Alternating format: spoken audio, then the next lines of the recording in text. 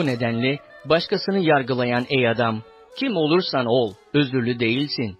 Başkasını yargıladığın konuda kendini mahkum ediyorsun.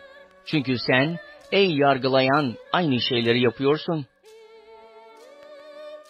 Böyle davrananları Tanrı'nın haklı olarak yargıladığını biliriz. Bu gibi şeyleri yapanları yargılayan ama aynısını yapan ey adam, Tanrı'nın yargısından kaçabileceğini mi sanıyorsun?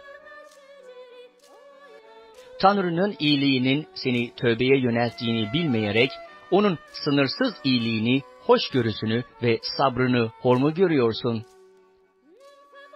İnatçılığından ve tövbesiz yüreğinden dolayı Tanrı'nın adil yargısının açıklanacağı gazap günü için kendine karşı gazap biriktiriyorsun.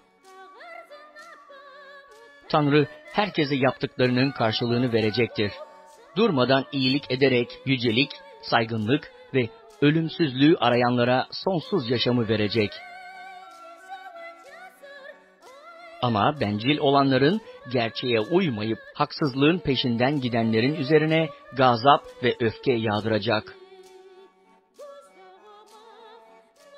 Başta Yahudiye, sonra Yahudi olmayana olmak üzere, kötülük yapan her insana sıkıntı ve elem verecek.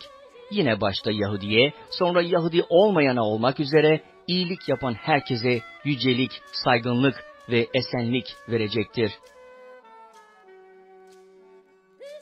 Çünkü Tanrı insanlar arasında ayrım yapmaz.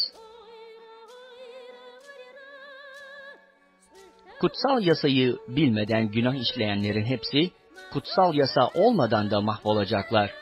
Kutsal yasayı bilerek günah işleyenler de bu yasayla yargılanacaklar.